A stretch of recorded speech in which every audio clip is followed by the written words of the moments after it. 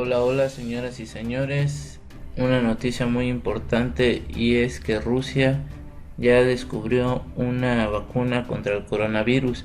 Esto lo anunció el presidente ruso Vladimir Putin. Anunció el registro de la que dice es la primera vacuna contra el coronavirus en el mundo y es llamada Sputnik 5 y respaldó su eficacia. La situación se plantea entonces de la siguiente manera: sabiendo que la ciencia rusa es capaz de lograr una vacuna, porque lo cierto es que si tienen la capacidad de hacerlo. La pregunta es, ¿debe confiarse en una vacuna cuyos estudios y eficacia están basados en una conferencia de prensa y una página de internet? ¿Cómo es posible que se diga que se ha registrado una vacuna para uso humano y que la vacunación masiva empezará en septiembre, cuando al mismo tiempo se dice que los estudios de fase 3 apenas empezarán el 12 de agosto?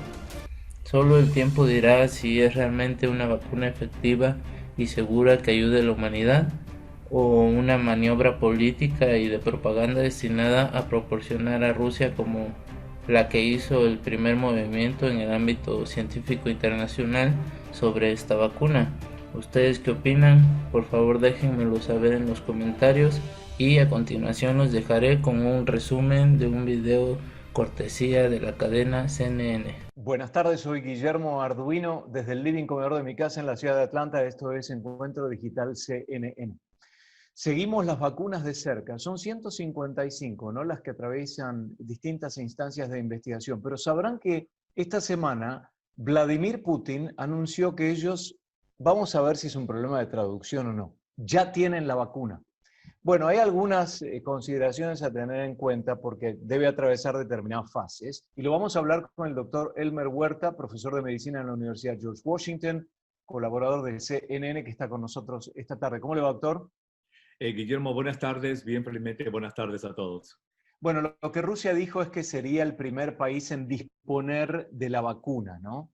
Pero hay muchas otras, son 155 y sabemos que hay un proceso muy riguroso. El proceso más importante de la fase es la de eficacia, ¿no?, que es la prueba con seres humanos que involucra a miles de personas. ¿Qué se sabe de esta vacuna rusa? A ver, Guillermo, mira, desde el punto de vista científico, que es lo que realmente importa para que nuestros seguidores sepan si esta vacuna es efectiva y es confiable, es segura, no se sabe realmente nada. Y cuando te digo nada, es nada. Recordémosle a nuestros seguidores cómo es que se hace en el mundo occidental, por ejemplo, estas vacunas que ya están en fase 3, la vacuna de Moderna aquí en Estados Unidos, la vacuna alemana de Pfizer y BioNTech y la vacuna inglesa de Oxford y de AstraZeneca. ¿Cómo es que han hecho las cosas? Ellos han hecho lo que se llama la fase preclínica, Guillermo, preclínica, que se hace en células y animales, y luego que han diseñado el producto final, ellos ya dicen estamos listos, pero previamente han publicado en revistas científicas que son revisadas por otros científicos sus hallazgos de la fase preclínica. Luego han pasado a la fase clínica que se hace en seres humanos, que está compuesta de la fase 1 en un pequeño grupo de personas que reciben ese producto desarrollado en la etapa anterior y luego publican sus resultados. Las tres la han hecho. Luego viene la fase 2, en la que ya no son unas decenas de voluntarios, sino centenares, para ver la efectividad, para ver la dosis, la frecuencia de la dosis, la toxicidad, obviamente, y luego publican sus resultados y han publicado en la revista Lancet, en la revista médica de Nueva Inglaterra, está disponible. Muy bien. Y luego han pasado a la etapa 3 en la que se encuentran en este momento. ¿Qué es la de eficacia? Sí, Ok. eficacia, toxicidad, dosis, la cantidad de vacuna, todo eso es en la fase 2 y todo eso está publicado y quien quiera puede entrar al internet y verlo. Con esta vacuna rusa, Guillermo, no hay publicaciones científicas de fase 1, de fase 2, de fase preclínica, no existen. Y cuando se le preguntan a los que dirigen este tipo de cosas, ¿dónde están los datos? Dicen, los tenemos nosotros, pero los van a poner. Sí, los vamos a poner en algún momento del mes de septiembre. Mientras tanto, ya lo que hicieron ayer en esta conferencia de prensa fue anunciar al mundo. Y acá hay un hecho que me parece que es importantísimo, Guillermo, y que ayer en la noche en CNN, en el programa de Anderson Cooper, entrevistaron a un señor que se apellida Dmitriev, que es el CEO de este fondo de inversión pública de Rusia, que es junto al Instituto Gamaleya los que han desarrollado esta vacuna. Cuando lo presionaron y le preguntaron, le dijeron, pero ¿cómo es posible que ustedes estén ya diciendo que una vacuna está disponible para amplio uso si todavía no han ni siquiera empezado la fase 3? Luego de un titubeo, este señor Dmitriev dijo y aceptó diciendo, bueno, lo que pasa es que en Rusia, como tenemos esta ley de pandemias, nos permite aprobar un medicamento mientras se está estudiando. Entonces ahí queda resuelto el misterio. Para poner Ahora, una comparación, Guillermo, es como si el mes pasado, que hablamos acá contigo en el programa, de que Moderna ya había concluido la fase 2 y que iba a empezar la fase 3, es que Moderna le hubiera pedido a la FDA, señores de la FDA, déjenme registrar mi vacuna que ya está lista para el consumo humano. La FDA le hubiera dicho a Guillermo, ¿saben qué, señores de Moderna?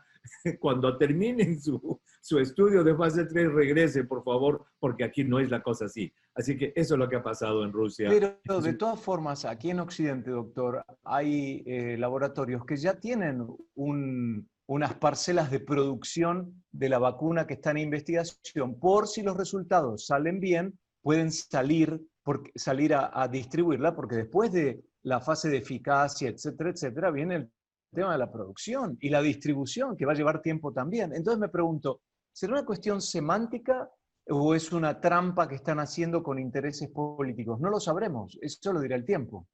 Yo pienso, es mi opinión personal, que esto es una maniobra de relaciones públicas y de posicionamiento político de la ciencia rusa en el universo de ciencia en el planeta, para los seres humanos. Ellos le han llamado a esta vacuna Sputnik 5 por una razón, es que es del Sputnik. Y el 4 de octubre de 1957, el mundo, especialmente Estados Unidos, tuvo un golpe muy fuerte cuando todos pensaban que Estados Unidos iba a liderar esa carrera espacial, salió el Sputnik. Por eso le llaman a esta vacuna Sputnik 5. Tienen unas animaciones y la manera de presentar esto en una página del Internet. El presidente Putin, que nunca habla de sus hijas, de su familia, dijo que una de sus hijas se había vacunado. Entonces, es mi impresión que esto es una gigantesca campaña de promoción, relaciones públicas y posicionamiento político. Por eso es de que han registrado, porque si uno revisa el lenguaje exacto, ellos dicen, Rusia es el primer país del mundo en registrar una vacuna, y el registro, lo aclaró el señor Dmitriev ayer, es que la ley de pandemia les permite registrar una vacuna al mismo tiempo que se está estudiando. Por eso yo le preguntaba si era semántica. Ahora, anteriormente en la conversación, doctor, usted dijo que la confirmación del proceso de investigación está siendo, o la aprobación, ¿está dada por quién? ¿Por científicos pares de los que investigan la vacuna? ¿Quién es la autoridad que dice, bueno, voy a revisar lo que vos estás diciendo para ver si es cierto? ¿Quiénes son esas personas? Muy bien, es doble filtro.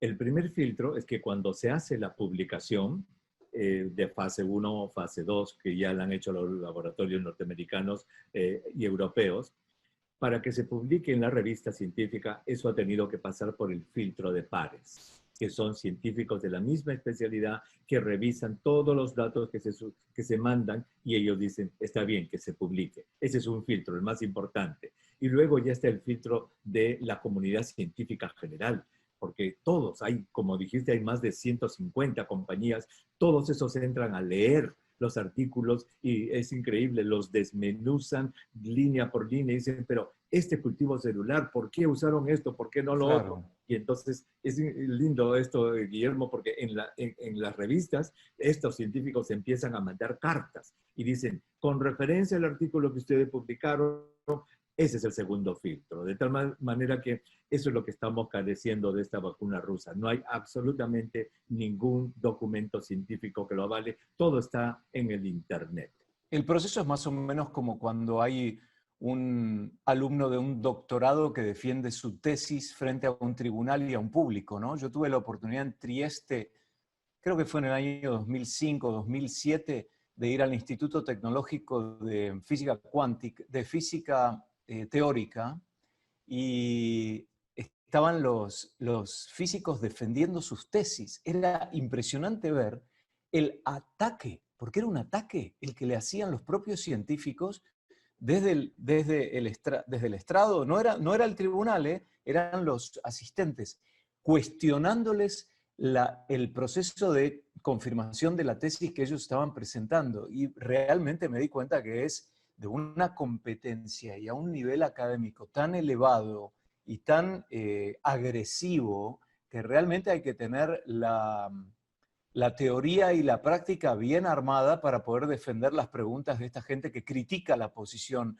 de ese documento. Me parece que es más o menos lo mismo, ¿no? Me alegra que Doctor, menciones esa experiencia porque eso es lo que sucede aquí. Esas cartas, esas críticas son las que fortalecen el estudio y ha sucedido raramente, felizmente, que la revista tiene que retirar la publicación, como lo vimos con el estudio de la hidroxicloroquina, porque no soporta, digamos, esos ataques y al final se dicen, caramba, qué lástima, no debimos publicar esto.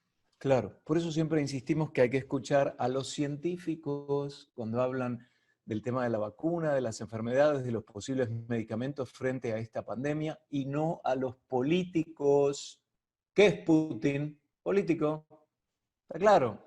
Doctor, ¿qué pasa con aquella persona que tiene ganas de realmente decir, bueno, a ver si esto nos salva, porque esta situación es insostenible? Y dice, bueno, yo no tengo ningún problema. Yo me la voy a dar si la vacuna rusa se pone a disposición, porque total, ¿qué mal me puede hacer? ¿Está equivocada esa persona o no? Podría estar equivocada, porque en el año 1979 aquí en Estados Unidos hubo una epidemia de lo que se llamaba la gripe porcina, flu en esa época. Y hubo un problema con la elaboración de la vacuna y hubo muchos casos de intoxicación, de serios efectos secundarios y hasta muertes. Entonces, cuando una vacuna no está bien probada, no está bien estudiada, pueden ocurrir problemas. Y se dice que ese episodio que ocurrió en 1979 es el que hasta ahora es un fantasma, que hace que mucha gente incluso no se quiera vacunar contra la gripe en este país. Entonces, si una vacuna no está bien estudiada, no se ha averiguado bien su dosis exacta, los efectos secundarios que pueda tener, uno está arriesgándose a tener problemas que no han sido estudiados, Guillermo.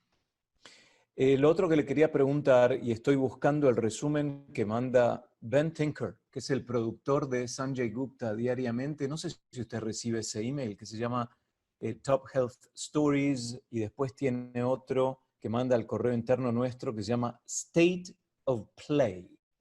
Coronavirus Treatments, Vaccines, Antibody Testing. Día a día enlistan cómo va avanzando cada uno, cuál es la actualización de todo lo que vienen controlando desde la Oficina de Salud de CNN en inglés. Y es realmente interesante.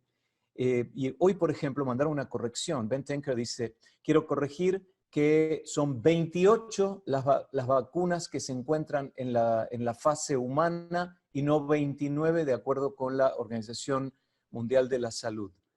Es decir, está todo muy controlado y periodísticamente hablando, y hacen un resumen muy interesante. Entre los temas, justamente hablan de los tratamientos para el coronavirus, porque hasta ahora nos hemos enfocado en el tema de la vacuna. ¿Hay algún avance en términos de medicamentos? Por ejemplo, no se habla mucho ya del Remdesivir.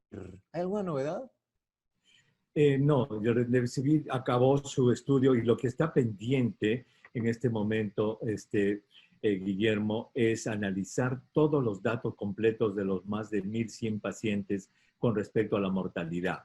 Pero aunque eso salió, discúlpame que me rectifique, eso salió también ya y el Remdesivir ha probado que no, lamentablemente, no disminuye la mortalidad de los pacientes. Para aclararle a los seguidores, es decir, aquí en Estados Unidos se hizo un estudio multicéntrico. ¿Qué significa multicéntrico? Muchos hospitales que sorteaban a los pacientes entre Remdesivir y un placebo.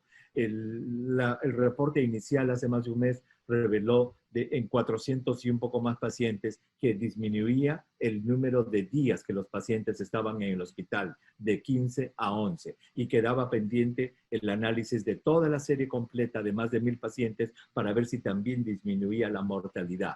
Salió ese estudio y lamentablemente no ha logrado disminuir la mortalidad. Ahí está. Los pacientes no mueren menos, digamos, por lo que ha quedado ya saldado allí que el Remdesivir ayuda a mejorar síntomas, pero no disminuye la mortalidad. Claro.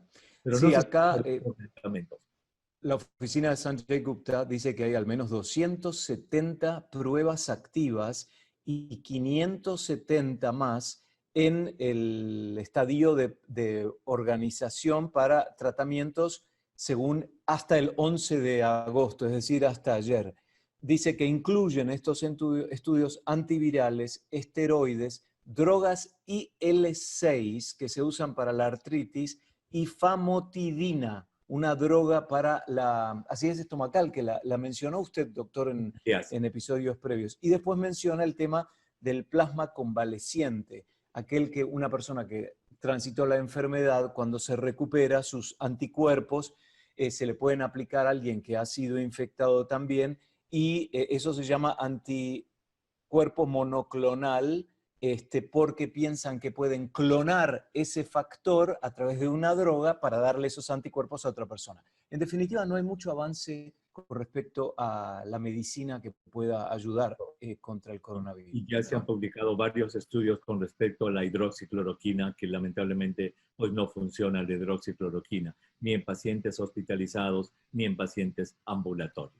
¿Y tiene efectos secundarios la hidroxicloroquina para aquellas Pacientes, personas que los toman? En los pacientes hospitalizados sí, provoca serias arritmias cardíacas y paros cardíacos eléctricos, sí. Muy interesante. También es interesante ver el tema de los países, doctor. 28 vacunas en la etapa de pruebas con humanos en todo el mundo, 5 de Estados Unidos, 9 en China, 2 en Gran Bretaña, 2 en Alemania, 1 en Rusia, 2 en India, 1 en Japón, 1 en Canadá, 2 en Australia, 1 en Singapur, 1 en Bélgica, 1 en Corea del Sur y 1 en Taiwán. Y 139 todavía están en la etapa preclínica. Pero qué importante que el esfuerzo internacional está bastante bien equilibrado, ¿no? No es un país en particular, sino que está bastante diversificado, ¿no? Efectivamente. Y mira, poco se sabe en realidad de los estudios de fase 3 chinos. No vaya a ser que ellos den una sorpresa, ya desarrollando más rápido, porque ellos han empezado un poco más temprano.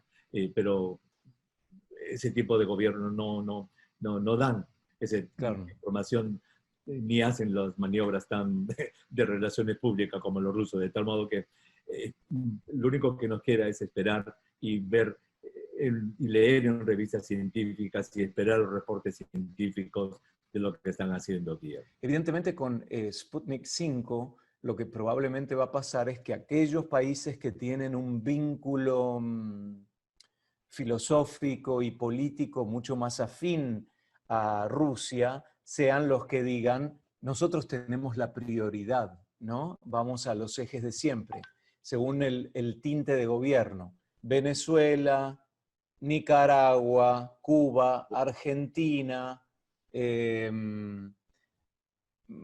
China, bueno, China tiene su propia producción, pero digamos, ese perfil político puede empezar a jugar. Por eso nuevamente insistimos, escuchen a los científicos y no a los políticos.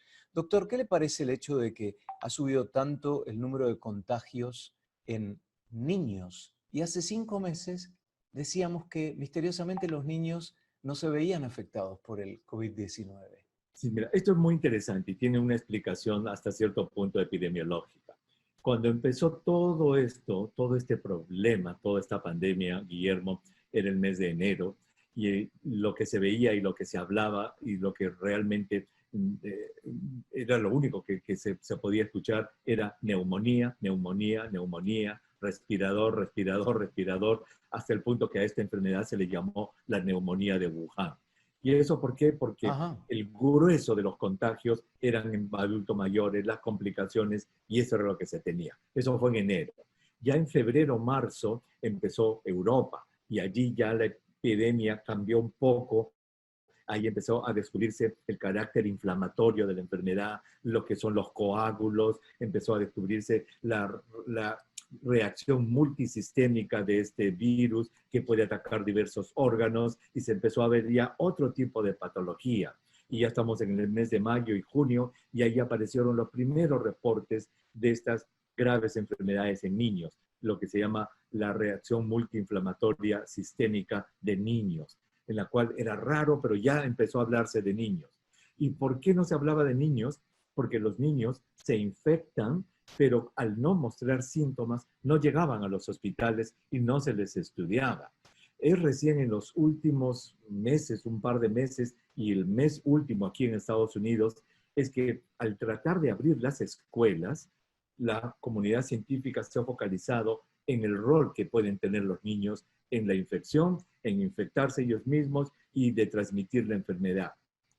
Por eso es que muchas de las investigaciones se están haciendo en los niños, y ahora se está descubriendo que sí se infectan. Casi 200,000 niños aquí en Estados Unidos se infectaron en las 2 últimas semanas de julio. Ahora sabemos que tienen de 10 a 100 veces más cantidad de virus en su nariz los niños menores de 5 años comparados con los adolescentes y los adultos mayores. O sea, recién se les está estudiando. No porque se enfermen, porque, digamos, el índice de enfermedad en ellos no es tan grave como en los adultos, sino porque podrían ser ellos vectores, como mosquitos que reparten la enfermedad a todo nivel. ¿Y Entonces, el número de muertes de los más pequeños es también significativo o es simplemente por una cuestión de monitoreo que en los últimos meses ha crecido significativamente? exacto, mueren mucho menos, los Claro. niñitos mueren mucho menos, pero igual lo que se ha estudiado es de que ellos se pueden complicar, y un estudio reveló que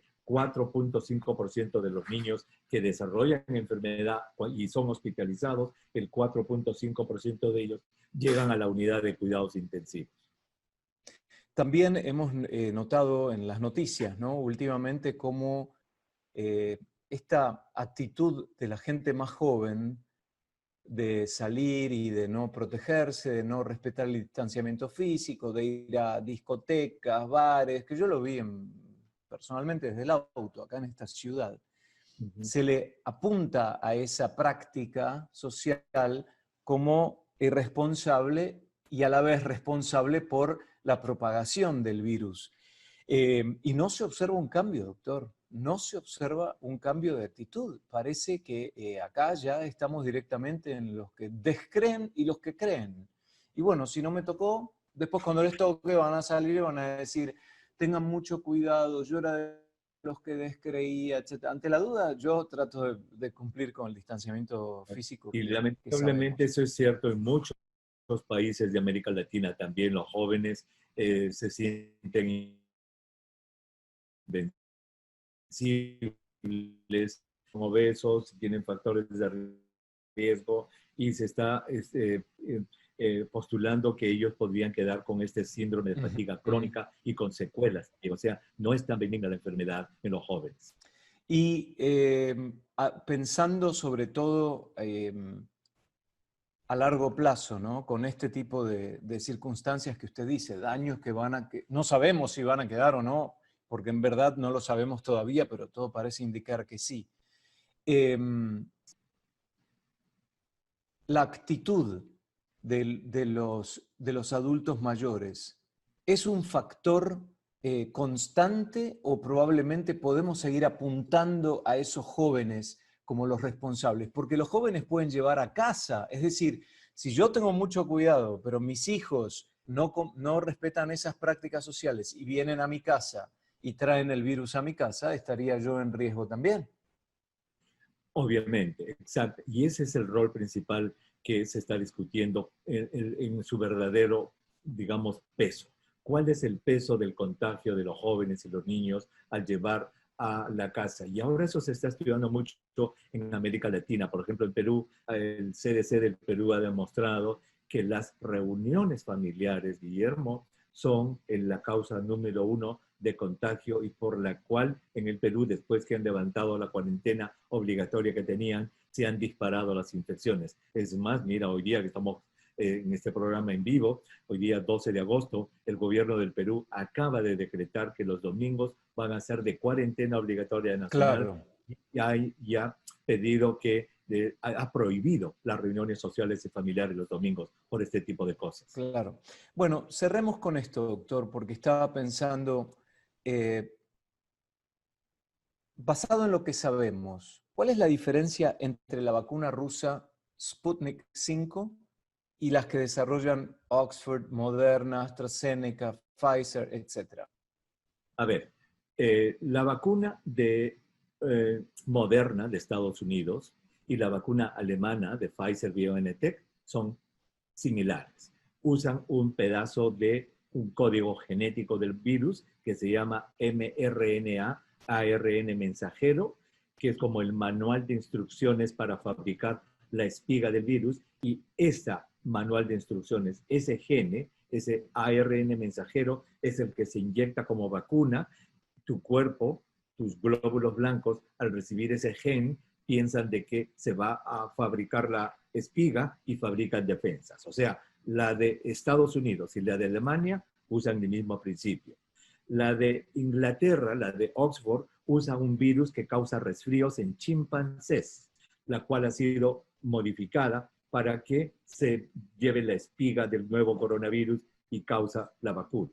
La vacuna rusa es parecida a la de Oxford, pero en vez de usar un virus que causa resfrío en chimpancés, están usando un virus que causa resfrío en seres humanos. Y la innovación, entre comillas, que la han puesto en su página del internet porque no está en ninguna revista médica, es de que usan dos tipos de virus del resfrío. La primera dosis usa un tipo de virus de resfrío y la segunda usa otro tipo de virus de resfrío, y que tienen dos dosis separadas 21 días aparte. Esa es digamos, la innovación de esto, que usa dos virus de resfrío diferentes, con la idea, supongo, de que la segunda dosis que te pongan no cause anticuerpos contra el virus del resfrío que te pusieron 21 días antes y sea más efectiva. Se supone que esa es. Entonces, digamos, hay alguna similitud entre la inglesa y la rusa por el tipo de vehículo, de vector que llaman como caballo de Troya. Ahí lo ven. Ahí ya saben, vamos a seguir hablando de vacunas. El tiempo dirá, pero cuanta más información tengamos, mejor va a ser la decisión que podamos tomar. Las herramientas de protección siguen siendo las mismas por el momento: distanciamiento físico, higiene personal y el uso de tapabocas. Doctor Elmer Huerta, profesor de medicina de la Universidad George Washington, colaborador de CNN, gracias y hasta la próxima.